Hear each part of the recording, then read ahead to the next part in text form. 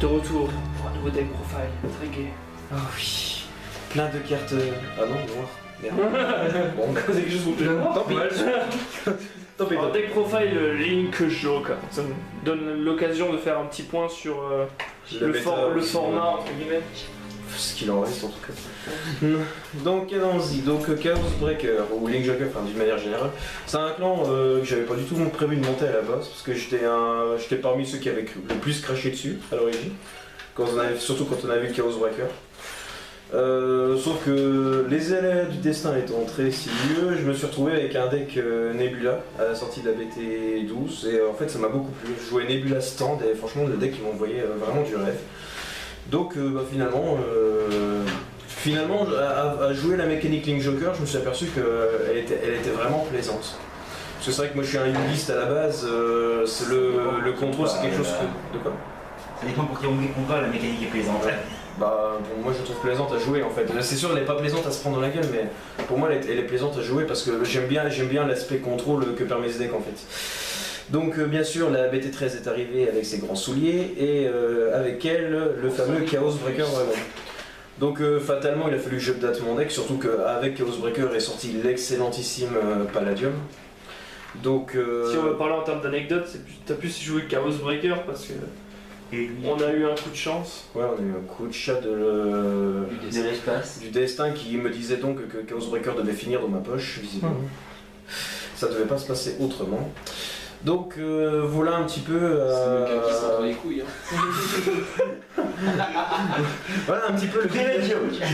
Voilà un peu le but de laquelle j'en étais arrivé en fin de compte. Donc moi je m'étais rendu compte assez vite que le but pour un Link Joker c'est vraiment de maintenir le lock le plus longtemps possible et non pas de tout one shot en un tour ou faire Chaos Breaker sur Blast 3 et je t'encule en un tour et puis derrière se faire retourner comme une merde parce qu'il n'y a plus rien à lock et donc on se prend toutes les attaques du monde. Donc le but du jeu vraiment dans un Link Joker c'est vraiment de maintenir le lock le plus longtemps et c'est vrai que Chaos Breaker fait un excellent boulot dans ce domaine. Pour parler vite fait de Chaos Breaker, c'est une unité que je trouve pas fumée, hors break ride. Hors break ride, je la trouve équilibrée parce qu'en fait, c'est le problème. Tu rappelles l'effet peut-être? Ouais, donc. S'il y en a qui ne connaissent pas Chaos Breaker. S'il y en a qui connaissent pas. Allez réviser vos classiques, les gars. Déjà pour commencer. Donc, premier skill classique, donc CB1, défausse un Star Vader, vous pouvez lock une unité sur le terrain adverse. Front row, back row. Voilà, front row, back row. Donc, c'est la première fois, c'est la première unité qui pouvait en acte lock une front row. C'est-à-dire que vous privez votre adversaire d'une attaque. Ce qui veut dire que vous engendrez quand même un CA important, en réalité. Un CA, comment je pourrais dire d'entrave. Indirect. Ouais, un CA indirect. Un CA indirect par le fait que votre adversaire va mener une attaque de moins que vous et par conséquent vous devrez défendre une attaque de moins. Donc c'est le premier qui pouvait faire ça. Parce que le gros problème de Link Joker avec Nebula, donc le premier main Vanguard Link Joker sorti, c'est que Nebula pouvait faire un gros rush de malade, mais derrière ne compensait pas réellement un gros early. Ce qui veut dire que Nebula était très fort parce qu'il pouvait faire fondre une main adverse vraiment facilement. Un tour de break ride avec Nebula, c'est vraiment difficile à tenir, c'est vraiment la mort. Par contre, à côté de ça, le gros problème du clan Link Joker, c'est qu'il a un early mais inexistant. Enfin, encore dans la version Chaos Breaker, ça reste jouable. Enfin, si on devait parler de Omega Gladius, l'early est inexistant. En vrai, on raille comme un connard G1, G2, G3, on ne fait rien d'autre. En même temps, il suffit d'attendre son ultimate break. Voilà, c'est ça. Donc, et encore, et même pas, tu fais ton Omega Lock à plusieurs tours d'affilée et tu empêches ton adversaire de jouer. Peut-être le Worldly il est juste là pour mettre la pression de ton adversaire et dire ah, tu mets le 5ème dommage, bah tu perds, donc du coup, tu peux pas mettre une pression offensive concrète si t'as pas d'extra crit. Ouais, c'est pas faux. Donc Nebula, le problème de lui, c'est qu'il n'était pas capable de réellement compenser un early beaucoup trop agressif. Parce qu'un deck Link Joker qui se prend un early trop agressif, techniquement, n'est pas réellement capable de le remonter. Chaos Breaker, il rectifie le tir. Surtout pour une notion, en fait, c'est que Nebula hors break ride est pas bon. Est pas bon parce que son skill de lock à lui, c'est Counter Blast 2, donc déjà c'est cher. Et pour juste lock, une back row, pas une front row. Donc ça veut dire que vous cassez un boost adverse, mais vous mangez quand même l'attaque, donc vous devrez quand même la défendre. Donc l'attrait est beaucoup moins important. Chaos Breaker, lui, il passe le cran au-dessus. Bon, c'est CB1, vous défaussez quand même une carte pour lock une front. Donc il y a quand même un aspect compensation à ce niveau-là quand même, que je tiens à souligner. Mais lui, il pouvait lock une front, et donc c'est le premier Link Joker qui vraiment, hors Break Ride, peut faire quelque chose. Parce qu'il va pouvoir déclencher la mécanique du lock de façon pertinente et concrète. En plus, il est magnifique. Ouais, en plus, il est magnifique. Je rêve de l'avoir en SP celui-là. C'est n'importe quelle carte hein, que tu lock. Hein, ouais, c'est n'importe quelle carte. Lock, back row, front row, peu importe. Alors, ça c'était son premier skill, donc pour la première fois on a un skill qui permet donc réellement de donner un souffle d'air à Link Joker hors Break Ride. Son deuxième skill, et c'est là que ça commence à devenir rigolo, c'est en limit break, lorsque durant le tour de il y a une phase de l'adversaire, lorsque ces cartes vont devoir se délock. Hein. Vous allez pouvoir sous-blast une unité, et lorsque il y a un Star Vader, précisément, archétype, il n'y a que ça dans le deck, mais bon. Ouais, bref. On commence à chercher là. Limit break, vous sous-blastez un Star Vader, et l'unité qui délock est détruite, et vous pouvez piocher une. Sachant que bon, vous faites un CA défensif, et vous piochez une unité, mais bon, vous en avez défaussé une autre, pour activer le CB1. Votre adversaire perd quand même une unité. Donc honnêtement, je trouve ça encore équilibré, pour moi personnellement. Hors Break Ride. Là où ça devient abusé, en fait, c'est que son limit break n'est pas restreint à une fois par tour. Ce qui veut dire qu'en combo Break Ride, donc le Break Ride va déjà permettre de lock 2 unités directement. Donc en fin de tour, il va y avoir 2 unités de délock. Donc vous allez pouvoir sous-blaster 2, donc détruire 2 et piocher 2. Sans avoir payé son skill à lui. Donc c'est pour ça qu'en Break Ride, pour être honnête, il est fumé. Mais hors Break Ride, c'est une unité c'est la seule unité Link Joker qui permet de compenser l'absence du boost énormissime que. Autre détail, c'est dans la notion de match-up contre les Rivers, c'est contre Nebula, si on se fait prendre entre guillemets le triangle de la mort, avec un Rivers, on peut toujours lock ses back row et débloquer des effets. Avec Chaos Breaker, c'est plus dur parce que si tu lock tes back row, admettons tu lock 2 ou 1, à la fin du tour, tu vas quand même devoir faire un -1 parce qu'il va être détruit, il va pouvoir se faire relock, etc. Donc voilà, les match-up Reverse sont très difficiles contre Chaos Breaker, et c'est vrai que d'un certain côté on rejoint un peu l'animé du fait que Chaos Breaker maîtrise les Reverse, donc d'une certaine façon c'est respecté ici aussi. Même si pour le jeu en lui-même, soyons honnêtes, c'est un peu dommage. Donc pour le deck en lui-même, donc à l'époque je jouais version Nebula, donc je suis parti, donc c'est vrai que Nebula était fantastique pour détruire les mains adverses, par contre c'est vrai qu'il avait un peu de mal à enchaîner derrière si jamais vous n'arriviez pas à porter le coup fatal. Donc avec l'arrivée de Chaos Breaker, j'ai pensé le deck d'une façon différente. À savoir que forcément Chaos Breaker rentre dans le deck, mais très très vite. Avec la bêta 13 apparaît aussi donc le Naymaker, je vais revenir dessus.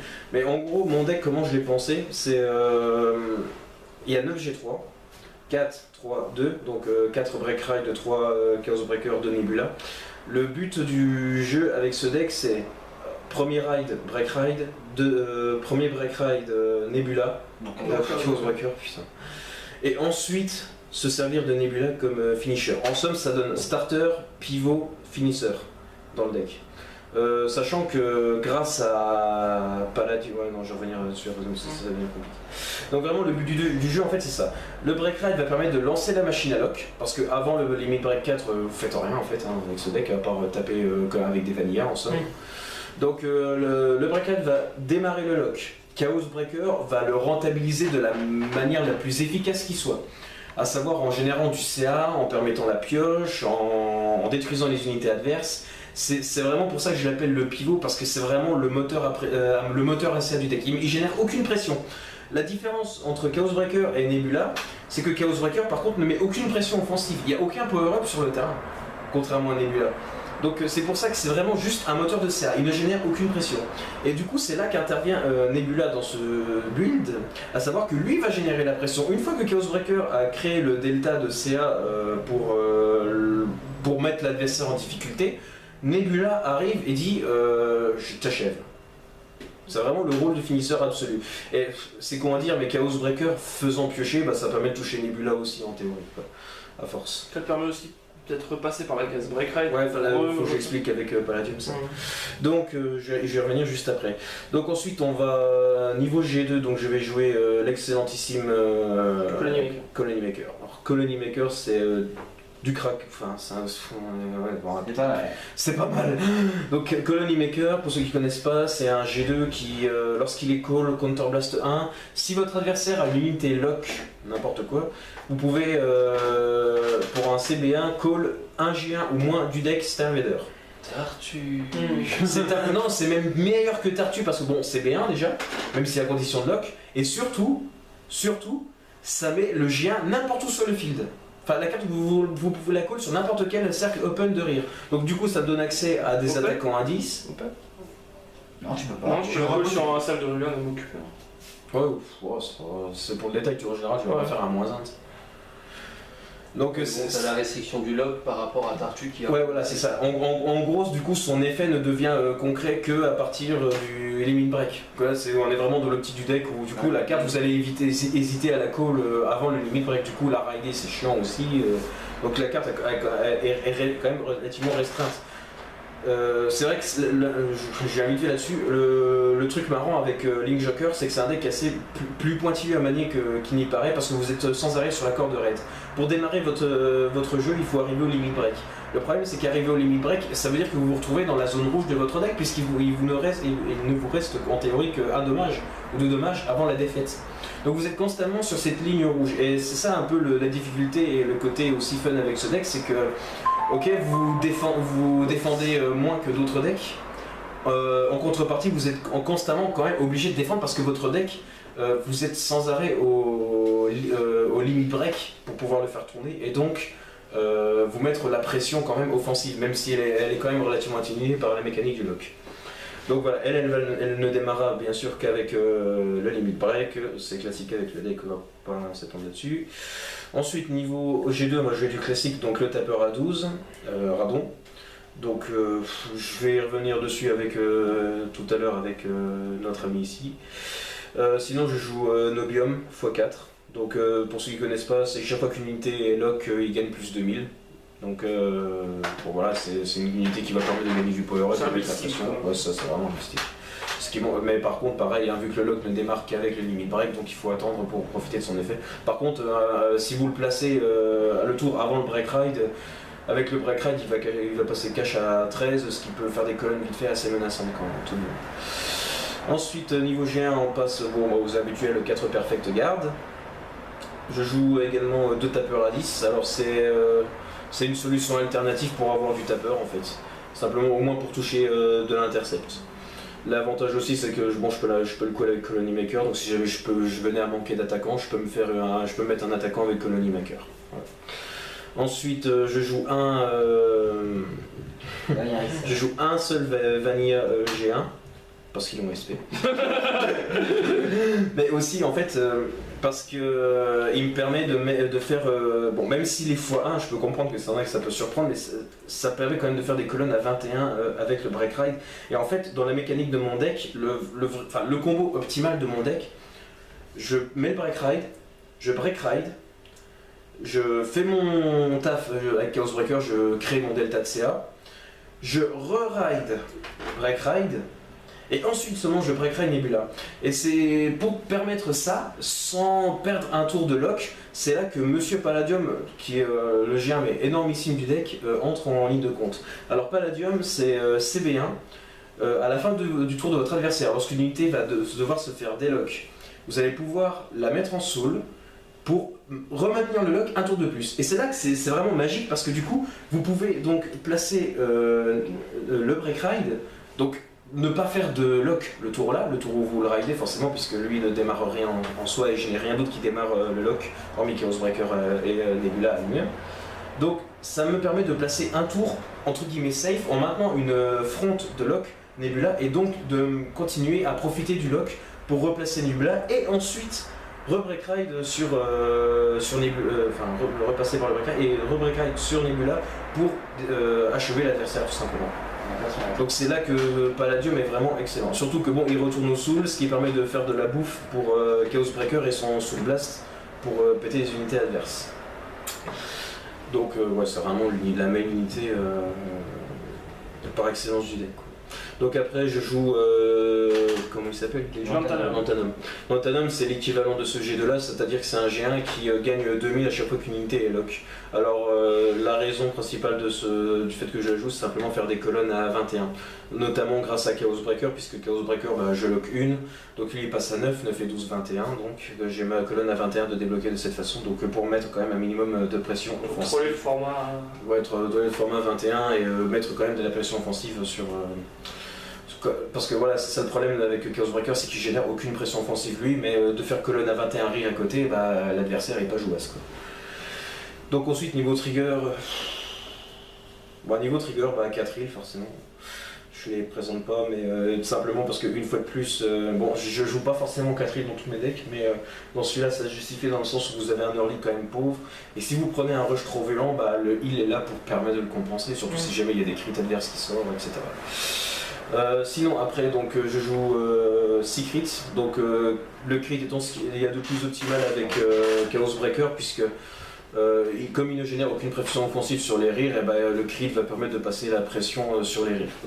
Donc c'est du classique, ça je peux pas trop revenir dessus. 5 draw trigger, pareil pour compenser l'early en fait, simplement parce qu'il va amener davantage de CA, surtout face à d'autres decks control, ce qui peut être chiant. Bon. Surtout que ça fait une bonne bouffe pour Chaos Breaker, après avoir trigué, vous avez un draw trigger, c'est pas mal. Je joue un stand en touriste. Parce qu'un tour de Braca et Nebula c'est fort. Et parce qu'il lui manque un crit. Et parce qu'il manque un crit aussi. Mais je n'en parlerai pas. Pour stabiliser l'ensemble en starter, c'est mon choix personnel. Hein. Vous pouvez jouer de Stan Unicorn. Moi personnellement je joue lui. C'est vrai qu'à la base, dans la première version du build que j'avais fait, je jouais que Nebula x1 et je jouais un de Stan Unicorn. D'autant que Colony Maker permettait de l'amener. En fait, l'idée c'était de faire Palladium. De laisser une unité lock, ensuite avec Dustin Lincoln on relockait une, et du coup ça faisait pour CB2, on avait 2 unités de lock pour Nebula en fait, au lieu de CB2 lock une macro. Alors que là avec Palladium plus Dustin Lincoln ça permettait de lock 2 front. Donc c'était beaucoup plus intéressant. Bon, en fait c'est pour Counter Blast 3 parce que si tu ramènes de Steel avec ça... Ouais mais pas forcément, enfin c'est possible. J'ai chipote. Ouais. Parce qu'après, alors c'est vrai que j'en parle pas, mais le deck est quand même très vorace en Counter Blast, hein. C'est que des CB1, mais ça va très vite, quoi. Donc c'est pour ça que le Break Ride, je repasse très souvent par le Break Ride, parce qu'il permet de relock 2 gratuitement. Ce qu'il faut aussi noter avec celui-là, c'est que c'est pas un Star Vader, donc quand vous faites l'effet pour aller chercher le G3, si vous le mettez en soul, c'est une carte morte pour ouais, mais c'est un risque que je prends parce que le Break Ride est vraiment trop important dans ce deck. Mais ça c'est compréhensible, moi je joue la même. Disons que si dans le but d'optimiser la sortie du deck, personnellement c'est Surtout que derrière le Break Ride il est pas forcément mort après, en termes de boost. Ouais c'est ça, il permet quand même de... là vous avez quand même votre colonne à 16, ça reste défendable, quoi. Donc voilà, ça c'est vraiment... donc c'est un deck qui est franchement sympa à manier, hein. Bon, l'adversaire... Très polyvalent surtout tu peux call ce que tu veux du deck, ça. tu peux entraîner l'adversaire, t'as des tappers, j'ai le rush, tapper boost, etc. J'ai même la possibilité de défoncer mon adversaire avec Nebula, non franchement. Et le pire c'est que ce deck me déçoit pas parce qu'il tourne toujours de façon très bonne et régulière. Sauf en tournoi. Non mais il tourne en tournoi, c'est juste que je me prends des trucs absolument inhumains. Mais non, sinon je peux vraiment pas me plaindre de ce deck parce qu'il tourne vraiment très bien. Me regarder, je jouais pas de nouvelles vagues. Du coup, on va parler un peu des match-up favorables. Ouais, donc on va pas éviter, juste comme c'était dit dans le précédent, comme c'était demandé dans le précédent deck profile. Ah oui, ce que t'avais changé. Ce que moi je changerais, je pense que probablement je vais passer Colony Maker à 4 à la place d'un juste. Le truc c'est qu'il sert pas à grand chose. Ouais c'est ça en fait, il est bistique mais il est trop ponctuel et en fait il fait que taper à 11 avec Chaos Breaker, ce qui est pas forcément... Alors que lui franchement il passe à 9. Ouais lui il passe à 9, il est avec Radon, lui il est bon. Mais lui là si j'ai une colonne comme ça, je passe que le palier des 20 qui joue comme Vanguard à 20. À part Coco. Qui joue à Vanguard à 20, regarde Anthony. Je t'emmerde moi. Que je level 20 moi. Et bien sûr, évidemment qu'on sortira un magnifique structure deck, une Joker avec la Légion qui gagne mais un G2 mais sensationnel. Donc le fameux Photon. Ouais, alors Photon.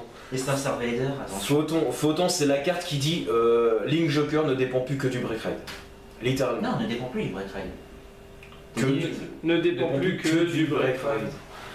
Pourquoi? Parce que Photon, c'est une unité qui sortira donc le prochain deck de structure Link Joker, qui, si vous avez au front trop, comme vous le sentez, du coup, même Nebula devient viable hors Break Ride, parce que CB2 Nebula, vous collez l'autre G2, vous reloquez n'importe quoi, et sans Counterblast. Et sans restriction Légion. Donc ça veut dire que ça marche avec ça marche avec Chaos Breaker, ça marche avec tout. Du coup, vous avez une carte qui vous amène un lock gratuitement, de la même façon que le Break Ride vous l'amène, sans le timing Break Ride. Donc avec une latitude de fonctionnement plus libre en réalité. Donc lui, il partira forcément au profit de ce G2, c'est clair. Une question sur les changements, est-ce que tu penses jouer dès le format BT15, le G2 à 8000 là, qui call CB1, call 1, call directement un lock? Non, parce que ça perd sa notion de contrôle en fait. Que ce soit Chaos Breaker ou Nebula, même quand je passe par le scale de Nebula, ce que je fais de façon rarissime, je contrôle ce que je lock. Alors que le fameux Cold Death qui a été conçu quand même pour permettre à Omega Gendius de ne pas se faire troller donc, et de faire des wins de l'enfer. Ce G2 là ne maîtrise absolument pas ce qu'il colle, ne maîtrise absolument pas ce qu'il lock. Tu peux compléter tes colonnes lock quoi. Quel intérêt? Bah tu te fais lock une front row, Cold Death, je le colle en back row. Non, c'est pas un truc. Non, mais ce qu'il essaie de dire, c'est que justement, c'est intéressant pour l'adversaire. Pour l'adversaire, oui. Ouais, ça, donc tu dois ouais, mais c'est ça. Moi, à la rigueur, ça permettrait de se servir du skill de Chaos Breaker, mais il faut pas rêver. Chaos Breaker, vous pouvez quand même. Moi, ça m'arrive assez souvent de tomber à court de souls. C'est aussi pour ça que je switch parfois. Je repasse entre Break Ride. Parfois, il n'arrive pas que je re-Break Ride une deuxième fois, enfin une première fois début là, mais que je re-Break Ride une deuxième fois Chaos Breaker. Entre temps, ça me refait de la soul pour reprofiter du CA de Chaos Breaker. Parce que même si Palladium est là, faut pas rêver. Hein, vous avez votre ride G1, G2, G3, donc G3, ça fait 3 cartes à Soul Blast. Palladium 4. Voilà quoi, ça vous avez vite fait c'est très vite parti en réalité. Donc pour le maintenir le plus longtemps possible et pour maintenir la pression que génère ce fameux lock de Chaos Breaker, il faut un minimum de soul et voilà quoi. C'est le Cold Death, il n'amène rien de concrètement nouveau par rapport à ce que je joue. Par contre le G2 de la le G2 mate de la Légion Link Joker, là par contre il est fou. On va peut-être passer au match-up qui t'arrange le plus et qui... Alors ce qui m'arrange le plus c'est global... En fait Link Joker par sa mécanique du lock permet d'entraver énormément de decks. Surtout les decks qui vont avoir besoin de leur riff pour mettre de la pression. Donc ça vaut le cas pour Aquaforce, c'est valable aussi pour Great Nature. Enfin, en gros tout ce qui va utiliser ces rires pour mettre la pression se fait complètement troller par ce deck, puisque ce deck casse leur pression. Du coup c'est les decks en question n'ont tous les decks multi-attaque. Ouais, tous les decks multi-attaque. Blow, enfin Nova Grappler, donc tout ça. Ça dépend, Blow peut encore faire quelque chose s'il prend enfin toujours la même chose, s'il prend son Break Ride en premier, parce qu'après il met pression. On va pas dans le débat, mais tout dépend de la situation et du joueur en réalité. Ouais, c'est ça aussi. C'est ça aussi qui est vachement bien avec ce deck là en fait, c'est que tout le monde lui a craché dessus en fait en disant que c'était le deck broken qui aurait pas dû exister. Et en fait, on voit dans les faits que tout dépend vraiment de comment la partie s'oriente. C'est pas forcément dû ça au... Mais c'est un deck qui est quand même pas simple à maîtriser. Je veux dire, le mec qui joue je break ride, je joue blast 3, et puis du coup, ok, j'ai fait un plus 5. Mais en attendant, j'ai plus de frontal lock et du coup je me prends la sauce derrière. Si l'adversaire joue un deck très puissant offensivement, vous pouvez vous faire défoncer complètement. Donc c'est pour ça, moi en général, quand je passe par le break ride, je soul blast rarement 3 ou alors je passe par Palladium. Mais je soul blast jamais 3. J'essaie toujours de maintenir une fronde de lock obligatoirement contre n'importe quel de mes decks. Et du coup maintenant les match-up négatifs, YOLO. Donc alors avant de parler de lui, parce que c'est pas le premier de sortie, il y a une nouvelle vague avant. Oui. Donc pourquoi nouvelle vague? Parce que qu'est-ce qu'il a de spécial nouvelle vague? Alors déjà son persona qui permet de détruire le board. Ouais, ça c'est un peu Alors, valable pour tous les Faut decks. pas oublier que bon, c'est un deck qui génère du CA qu'à partir du limit break, donc avant vous êtes un petit peu tributaire de ce que fait votre adversaire en réalité. Et le deck Nouvelle Vague, même s'il est moyen en early, possède quand même un early meilleur que ça. Il y a de ça, et il y a aussi le fait que donc le persona, donc par exemple quand vous faites le Soul Blast de Chaos Breaker, donc vous Soul Blastez 3 quand même, donc vous imaginons qu'on le fasse comme ça, parce que c'est vrai que quand je joue Nouvelle Vague, j'ai tendance à créer le maximum de CA possible. C'est une spécificité, ça dépend des matchs, ça dépend des situations de jeu aussi. Hein. Je peux pas dire de façon absolue, je vais faire exactement ça, comme ça, dans chaque situation de jeu, c'est pas possible. Mais c'est vrai que contre Nouvelle Vague, il faut que j'essaye au maximum de créer l'écart de CA le plus important possible, parce que lui, il a juste à faire un persona, donc CB3 sur le Basso 3, ok, mais en une fois, il one-shot mon terrain. Alors que moi, je peux pas. Ce qui est moche aussi, surtout contre Nouvelle Vague, c'est que Link Joker a besoin de ces trucs-là pour fonctionner. Il a besoin de tes paladins sur le terrain, etc. Et ce que le truc, c'est que Nouvelle Vague va t'obliger à défendre avec. C'est ça qui est vraiment travaux. Ouais, c'est ça. Il y a de ça, il y a aussi le fait que Nouvelle Vague, à cause de son personnage, me met la pression au niveau de ce que je call. Du coup, je peux même pas call n'importe quoi, je peux pas utiliser mon deck correctement en fait. Et je me suis fait. Et donc, après, le skill célébrissime de Nouvelle Vague qui dit je t'empêche de garde correctement. Donc, du coup, je vais me retrouver à devoir défendre avec mes attaquants qui sont donc précieux, puisque voilà quoi. Et pendant ce temps-là, mes triggers, ils font rien quoi. Donc c'est assez affligeant. En plus, les deux decks sont des decks qui sont relativement longs à se mettre en place.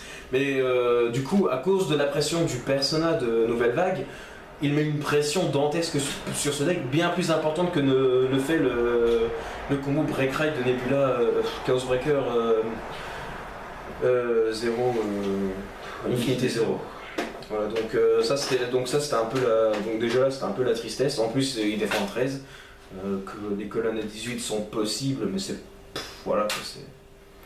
pas sensationnel quoi. Je veux dire, ce deck ne met que très peu de pression offensive et du coup même Nebula se retrouve un peu atténué en réalité. Même si sur un tour de break rate, t'as moyen de faire des colonnes quand même à 23, ça reste vraiment c'est vrai. C'est compliqué. Mais c'est vraiment compliqué quoi.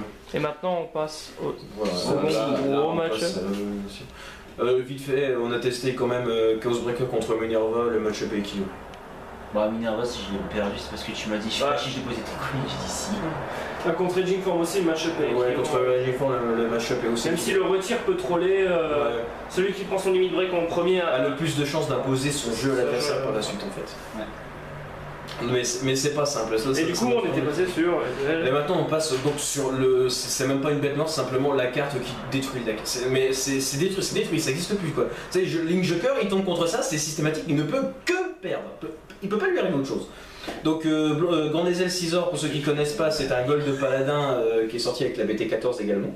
Aujourd'hui. Ouais, aujourd'hui en plus. Donc, ce zouave là pour CB2, Soul Blast 2. Unlock tout sur le terrain. Unlock toutes les cartes sur le terrain. Alors, donc, unlock, ça signifie quoi? Ça veut dire que le seul moyen qu'a Link Joker de générer du CA, c'est de le générer défensivement par le lock. Au revoir. Et bah, y a pas. En plus, Chaos Breaker, bah, du coup, son effet ne marche pas puisque son Soul Blast ne fonctionne qu'en end phase, alors que son effet à lui s'active en main phase. Et ils ont pensé à tout. Donc... Bravo. Ouais, mais franchement, au début, je croyais que Ezel c'était un mauvais match-up à Chaos Breaker parce que l'effet se faisait quand même. Mais en fait, non. Mais non, en fait, non. Donc, la carte là dit simplement non seulement tu te prives du limit break de Chaos Breaker, mais en plus, tu te prives du CA défensif du deck. Et ce deck n'a que ça. Hein. Ce deck n'a vraiment que ça. Hein. Non, il y a aussi un gros potentiel offensif avec Nebula, mais il faut réussir à le placer. Voilà, faut le réussir à le placer. Alors c'est d'ailleurs la raison pour laquelle j'ai retiré Dustail au profit d'un deuxième Nebula, bah, c'est à cause de lui en fait. Simplement parce que grâce à son formidable power-up, c'est le seul qui peut tenter de passer Grand Ezel Scizor simplement parce que lui va profiter du lock durant mon tour en fait, durant le tour du joueur actif. Donc lui ne pourrait rien faire. En théorie. Alors que Chaos Breaker il laisse un tour de mouvement à l'adversaire et si pendant ce mouvement il y a lui qui sort, c'est fini. Non, c'est franchement, on a essayé tout à l'heure, c'était juste éclairant. Le truc c'est que tu peux dire ouais je vais essayer le lock en early etc parce que le skill de Chaos Breaker n'est pas un limit break. Ouais mais c'est ce que je me suis dit aussi. Mais c'est ce que j'ai essayé contre lui tout à l'heure.